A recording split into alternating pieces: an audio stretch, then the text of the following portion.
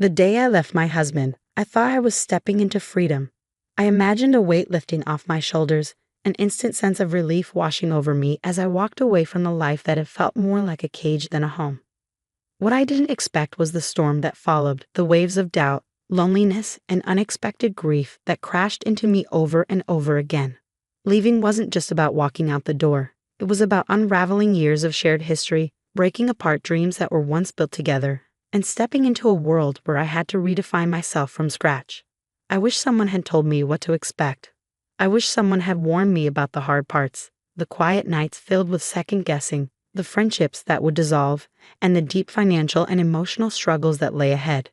That's why I'm writing this now, not because I regret my decision, but because I want others who are in this place to be prepared for what comes next. Here are the 5 things I wish I knew before I left my husband. Chapter 1. Love is not enough. For years, I held on to the belief that love could fix anything. That if I just loved him enough, if I just tried harder, if I just bent myself a little more, everything would be okay. But love isn't enough. Not when there's a lack of respect, understanding, or true partnership. Love, on its own, cannot sustain a relationship where one or both people are unhappy. There were red flags I ignored because I convinced myself that love could make up for them. The dismissive remarks, the way I felt small in my own home, the quiet resentment that built between us like an unspoken wall. I saw them all, but I didn't want to believe they were signs of something deeper. Leading wasn't about not loving him. It was about realizing that love alone wasn't enough to keep me whole. It wasn't enough to erase the loneliness I felt even when he was in the same room. It wasn't enough to make me feel seen, valued, or safe. I wish I had understood that sooner, that I had stopped blaming myself for not being able to make something work that was never meant to last. But walking away from love, no matter how broken, is not easy. Love, even in its most fractured form, still tugs at you, makes you remember the good moments, the laughter, the dreams you once shared.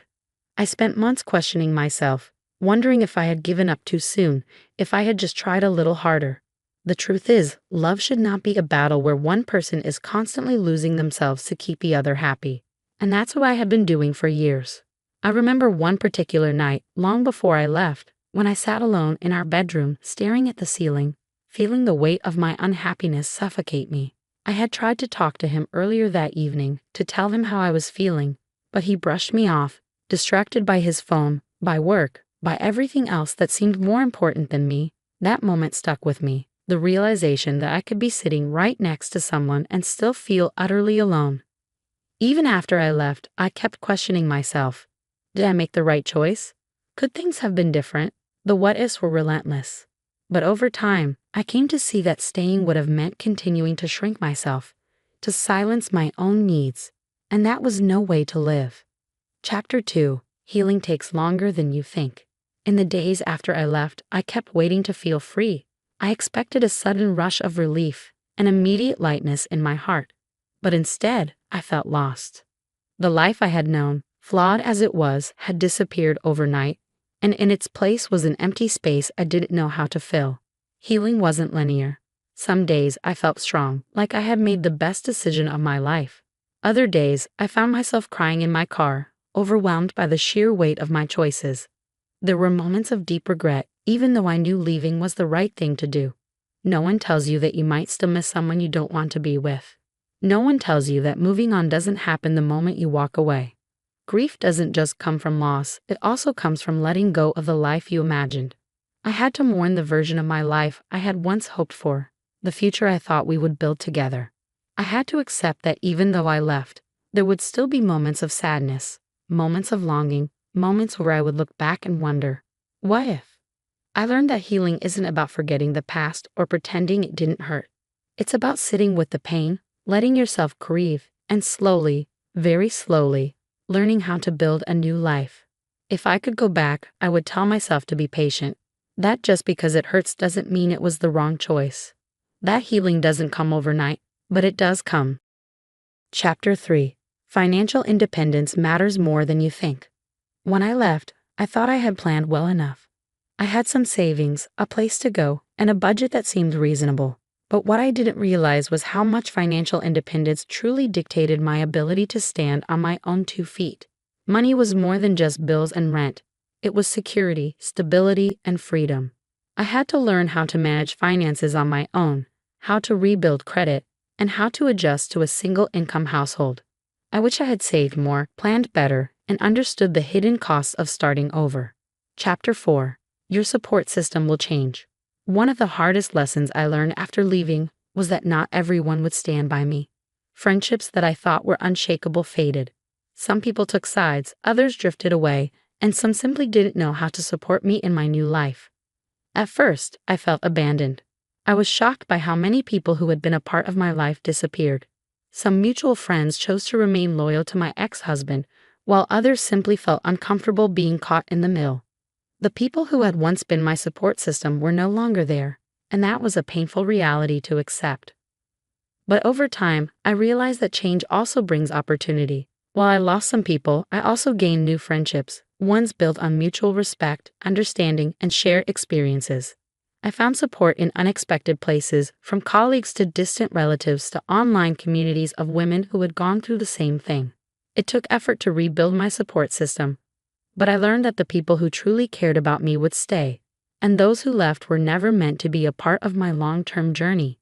If I could go back, I would have prepared myself emotionally for these changes. I would have reminded myself that losing people can sometimes make space for better, healthier relationships. And most importantly, I would have focused more on surrounding myself with people who truly wanted to see me happy and thriving. Chapter 5. You will find yourself again, but not how you expect. Leaving wasn't just about ending a relationship. It was about rediscovering who I was outside of it. For so long, my identity had been tied to being a wife, to making decisions with someone else in mind, to compromising for the sake of the marriage. When that ended, I was left asking myself, who am I now? At first, I thought I would simply go back to the person I was before I got married. I imagined reclaiming old hobbies, old friendships, old versions of myself. But I quickly learned that I wasn't meant to go back. I was meant to evolve into someone new. Rebuilding my identity was both exciting and terrifying. I had to relearn how to make choices purely for myself, how to stand on my own without seeking validation from a partner. I started traveling alone, taking up new activities, and pushing myself out of my comfort zone. Some days, I felt liberated. Other days, I felt like a stranger in my own life. One of the biggest surprises was how much my interests and desires had changed. Things I used to love no longer fulfilled me, and new passions emerged in unexpected ways. I allowed myself to explore, to make mistakes, to grow without pressure. And slowly, I found a version of myself that felt more authentic and whole than ever before. If I could give advice to anyone in this position, it would be this. Be patient with yourself. Give yourself the space to evolve naturally. You don't have to rush to find yourself. You are already there, just waiting to be rediscovered. Conclusion. If I could go back, would I still leave? Without a doubt. But I would leave with more knowledge, more preparation, and more understanding of what lay ahead. To anyone standing on the edge, wondering whether to stay or go, know this: it will be hard. It will hurt, but you will survive. And in the end, you just might find yourself in a way you never imagined. The journey to reclaiming yourself is not an easy one, but it is worth it. Trust that your future holds something better. And most importantly, trust yourself.